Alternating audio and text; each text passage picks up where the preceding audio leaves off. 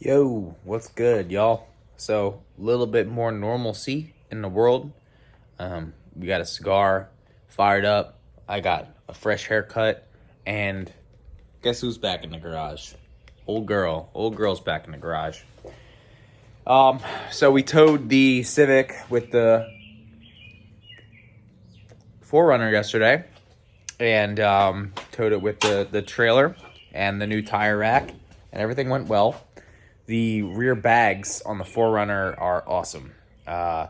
Because it eliminates squat, whatever geometry issues you would have in the rear in terms of toe curves under compression, and then also body roll as a result of soft springs, are eliminated.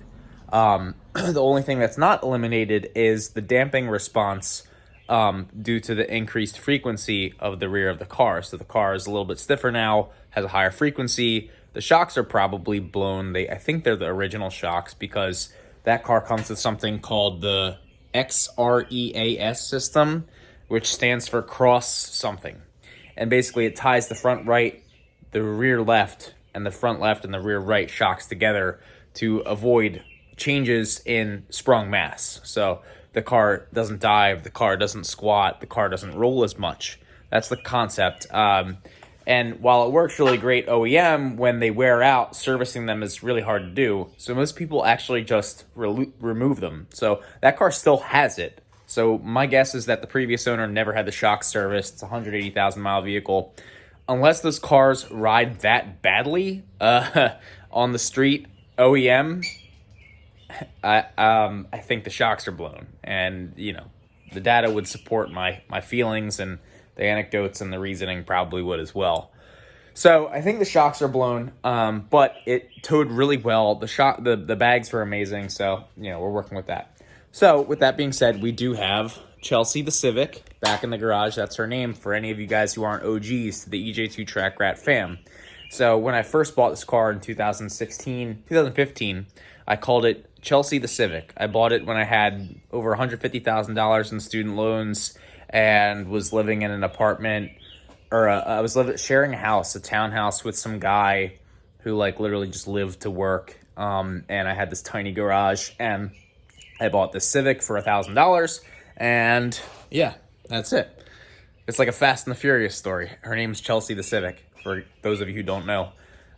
So what we got to do today is just kind of clean up the garage a little bit, as usual. It's very messy from all the work that I did to the 4Runner, as you can imagine. I got these cigars from my local cigar shop, Renzi's Cigars in Burlington. They are really good cigars. They're house blend cigars, so $3 a piece, and they're really smooth. They smoke like an Oliva Serie V, which is my favorite cigar, and they're cheap, and so we're gonna enjoy some of that while we're in here.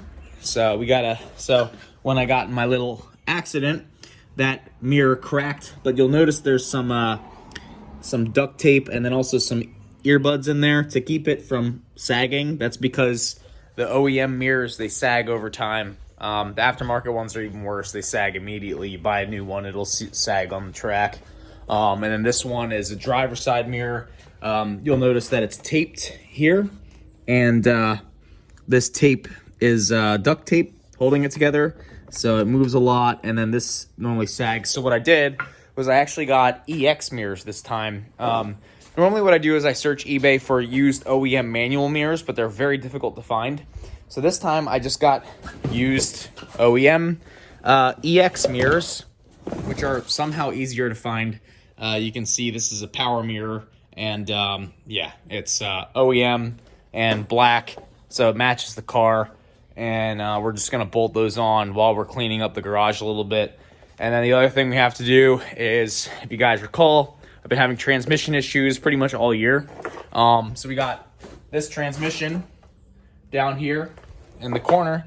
That is a B16 transmission that is out of a Copart wreck. So my buddy Jason Kerper, whose son also runs in a karting program, Liam Kerper Racing, check them out.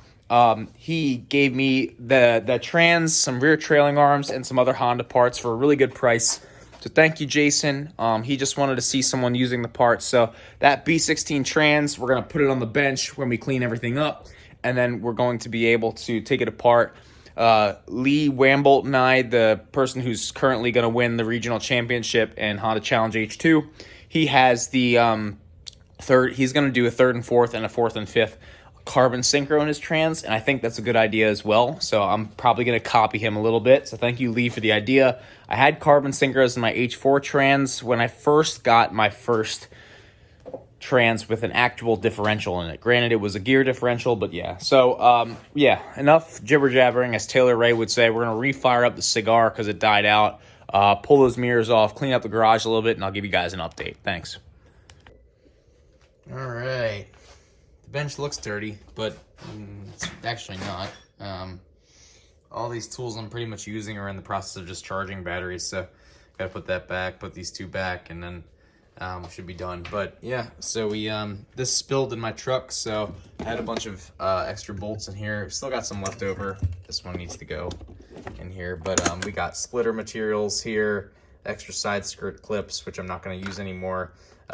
Some cotter pin things, spring bolts for exhaust, sway bar end link bushings, lots of washers, which are really useful at the track, and then screws, wood screws for splitters, and then also here is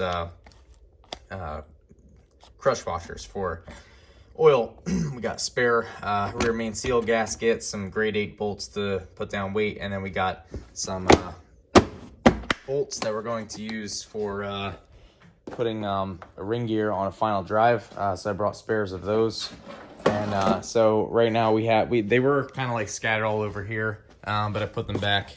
We're gonna put the other one down here, and then we should be cleaned up for the most part, and we can get ready to bring the trans over here and then start disassembling.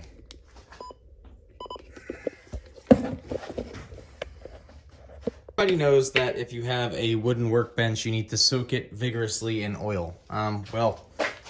Maybe that's not what everyone knows, but that's what I do. And the reason I do that is because I'm a scumbag.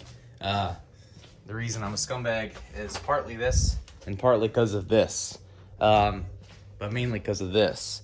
And so the good news on this transmission so far is it looks mainly OEM. When I put it upside down, it leaked OEM looking transmission fluid and not motor oil all over everywhere. And whenever you buy a transmission from a hood rat, it comes with motor oil, not transmission fluid. Hood rats love to not buy transmission fluid. Transmission fluid is cheap. All right, hood rats, I'm just giving you a lecture because y'all need it. All right, stop messing around and just get the transmission fluid. It's like $14 a quart max. It's like $7 a quart, I think, if it's Honda MTF.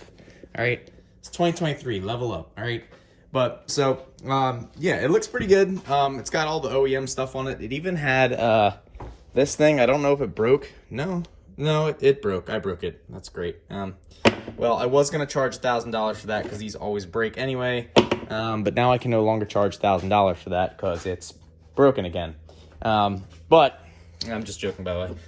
Yeah, this is broken. This is basically a piece that bolts on. It clips onto the transmission and holds a hose that was unbroken, which is like a big deal on these cars. But it broke when I was flipping this upside down and all that stuff. So just goes to show you how easy that stuff breaks. So we're gonna open this up real quick, do a quick inspection, and then hopefully end the video.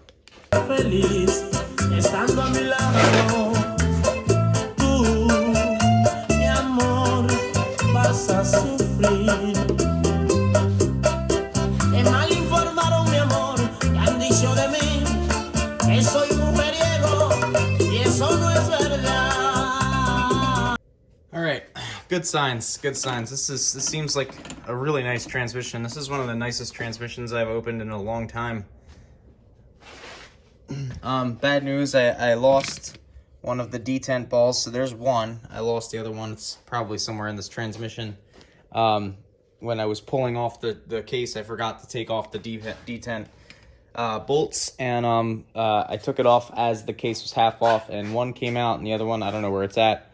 So it's somewhere in here. But if you look, so normally this is much worse, and the fragments are much larger on the transmission where it's damaged.